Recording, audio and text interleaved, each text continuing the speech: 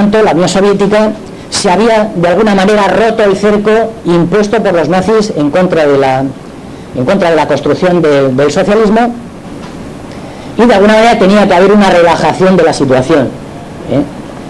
Entonces las posiciones, esas posiciones eran correctas, pero eran correctas si se hubieran adoptado en base a un debate.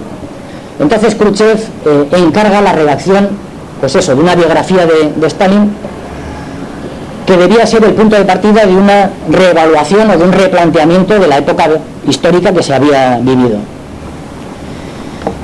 Parece ser, insisto en lo que parece ser porque la cosa dista mucho de estar claro, que no hay un consenso en torno a todos esos problemas.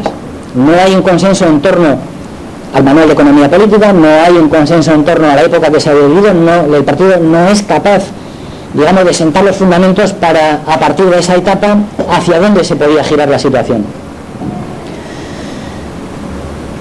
El partido hace una breve biografía de Stalin, que es una biografía hagiográfica, que es una biografía bastante absurda y bastante estúpida, que forma parte del culto a la personalidad, el famoso culto a la personalidad, que supuestamente lo impuso Stalin.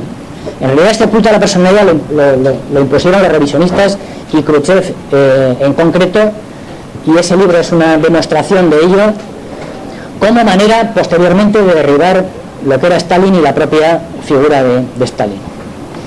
Al no haber un consenso, lo que hace Khrushchev de una manera sorpresiva es, digamos, exponer de viva voz el informe al cual el borrador del informe que se estaba redactando en aquel momento, ¿no? Y es el famoso informe secreto al 20 Congreso del Partido Bolchevique.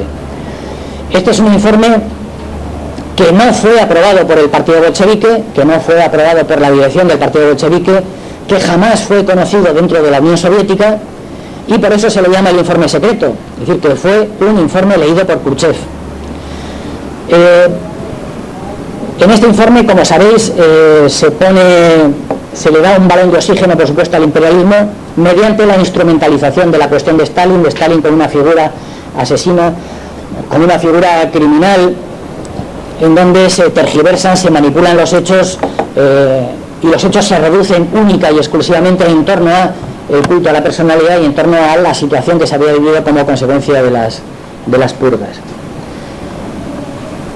El hecho evidente es que, aunque este informe no se aprueba y suscita reacciones entre aquellos círculos dentro de la dirección que conocen y que han escuchado dicho informe, suscita reacciones contrarias, lo cierto es que, como consecuencia de este 20 Congreso de 1956, el revisionismo se impone dentro de la Unión Soviética.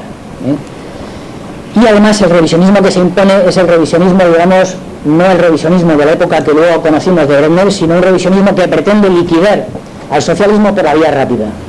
El proyecto de Khrushchev era liquidar al socialismo por la vía rápida, en el plazo de 4, 5, 6, 10 años como máximo.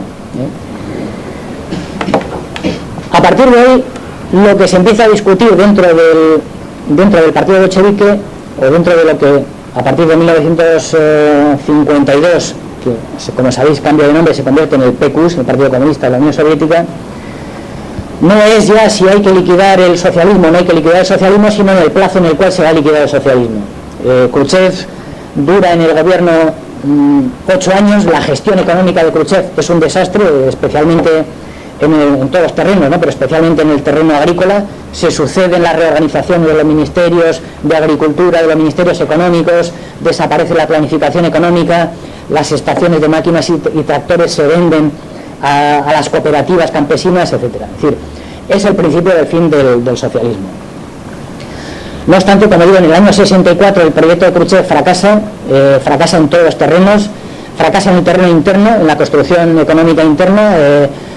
A partir de 1958 la producción no crece o crece muy lentamente, y fracasa en el terreno internacional, donde el imperialismo no accede, salvo en el año 63, a firmar un pacto, a llegar a un acuerdo con la Unión Soviética para respetar un status quo. Entonces el imperialismo sigue presionando, sigue apretando, y es un proceso lento de descomposición del socialismo en la Unión Soviética. Digo esto porque muchas veces la gente se pregunta de cuándo desaparece el socialismo en la Unión Soviética, porque lo que quieren es fijar una fecha, es decir, si el socialismo muere cuando cae el muro de Berlín en 1990, si el socialismo desaparece en 1956, como dicen otros. Esas cosas son metafísicas, es decir, eso no se puede plantear desde ese punto de vista. Indudablemente el giro en la situación se produce con el 20 Congreso y con los nuevos planteamientos que Khrushchev transmite primero dentro del Partido Comunista de la Unión Soviética y posteriormente dentro de la construcción o de la destrucción del socialismo. Y es un proceso que, como se puede comprobar, ha sido lento. Es un proceso que dura desde el año 56 hasta 1990. Prueba de ello es que en 1990 no hay más que darle una patada para que todo eso se desmorone de una manera relativamente fácil y sin ningún tipo de complicaciones, porque el Estado soviético ya era un Estado podrido en 1990. Y lógicamente, como se demuestra también en el hecho de que las personas que le dan la patada al Estado soviético y a todos los países del este son los propios militantes que proceden de las filas del comunismo. El Gorbachev, Yeltsin, Putin y todo esto no son personas que provienen de fuera, sino que son personas que provienen de las propias filas del partido bolchevique. Incluso Andropov es también una persona que procede de los propios servicios del KGB, de los servicios de seguridad del Ministerio del Interior. Entonces, el 20 Congreso de 1956 es el que ratifica o confirma el triunfo de la plataforma revisionista y del programa revisionista de destrucción del socialismo en la Unión Soviética. Entonces, bueno, yo con esto acabo y si queréis ahora pues entramos en el debate. ¿Vale? Bien, pues vamos un poco a plantear debate o si no preguntas independientes, así que eso. Si alguien tiene así alguna pregunta sobre el tema o relacionado. ¿Alguna idea diferente que haya oído que quiera discutir? La política no se incluía en la educación, pero sabes que todas las educaciones, la básica, la media y la superior, estaba la asignatura obligatoria del comunismo, pero sí que se metió en la educación. Vamos a ver.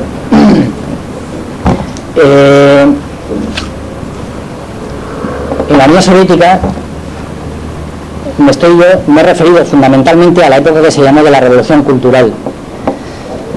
Me he referido a la época de dominio, no de dominio, pero sí de mayor influencia en la época de Stalin de las fuerzas, digamos, reformistas o revisionistas, como se suele llamar normalmente, que es la época que empieza en 1927 y acaba en 1931.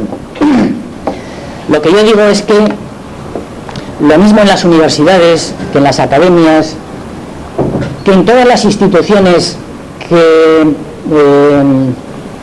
del aparato del Estado y fundamentalmente de la educación, las personas que en aquel momento ocupaban esos cargos, que son cargos políticos, por más que sean, es decir, cuando aquí viene una persona y da esto que estamos en la Facultad de Psicología, y da una determinada charla sobre cualquier tema de la psicología, sobre el inconsciente, por poner un ejemplo, esa persona enseña lo que es el inconsciente porque hay un plan, porque hay un guión que no lo pone él. Él es el vehículo de transmisión de un plan que viene impuesto por el Ministerio de Educación.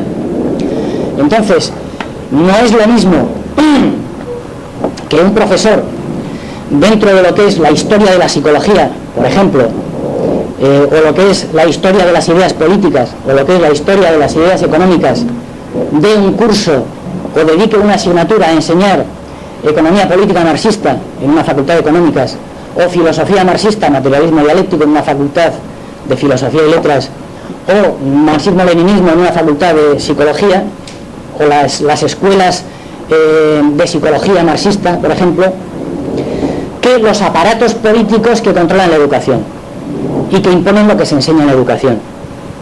Entonces, en el año 1927, 1928, 1929, no había militantes, que es lo que yo he dicho, no había militantes del partido bolchevique, por ejemplo, en la Academia de Agricultura, por poner un ejemplo, o en la Academia de Ciencias Físicas. Los académicos de la Academia de Ciencias Físicas no eran militantes del partido bolchevique, no eran militantes mencheviques, no eran militantes de eseristas, eran los antiguos académicos que ya eran académicos en la época del zar. ¿Me explico? Entonces, En Rusia ocurrió, y en la Unión Soviética ocurrió lo mismo que en cualquier revolución, ocurrió en la Revolución Francesa exactamente igual. En la Revolución Francesa hubo científicos que se marcharon de Francia. Hubo científicos que fueron fusilados, como por ejemplo Lavoisier, el fundador de la química moderna, le cortaron la cabeza en la Revolución Francesa. Y hubo científicos que se mantuvieron, bien porque estaban de acuerdo con la revolución, o aunque no estuvieran de acuerdo con la revolución, se mantuvieron en sus cargos, no se marcharon del país. En la Unión Soviética ocurrió exactamente igual. Por ejemplo, Pavlov. Pavlov es un científico, un fisiólogo, psicólogo también, que no estaba de acuerdo con los bolcheviques y que siempre puso a caer de un burro a los bolcheviques. Era antimarxista, era enemigo del marxismo, y sin embargo Pavlov fue financiado por el Estado soviético y le crearon un instituto específicamente financiado con fondos del Estado soviético, porque a los bolcheviques les importaba un pimiento las opiniones políticas de Pavlov, lo que les importaba era el carácter científico de Pavlov. Pero lo que ocurría es que las universidades, los centros de investigación, los institutos estaban dominados, lo mismo que el ejército, por los antiguos cuadros procedentes del zarismo.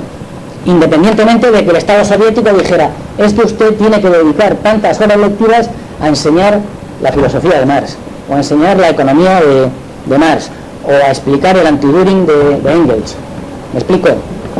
Entonces, claro, tenemos que pararnos en la situación de que viene un profesor que no es partidario del psicoanálisis, pero que, como en sus horas lectivas tiene que dedicar 8 horas a explicar el psicoanálisis, pues te tiene que explicar el psicoanálisis. ¿Me explico? Entonces, un profesor de economía pues tendría que explicar la economía marxista, por más que la economía marxista no le guste.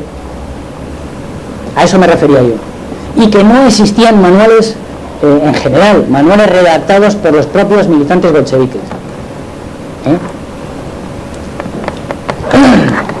Sí que en ese sentido,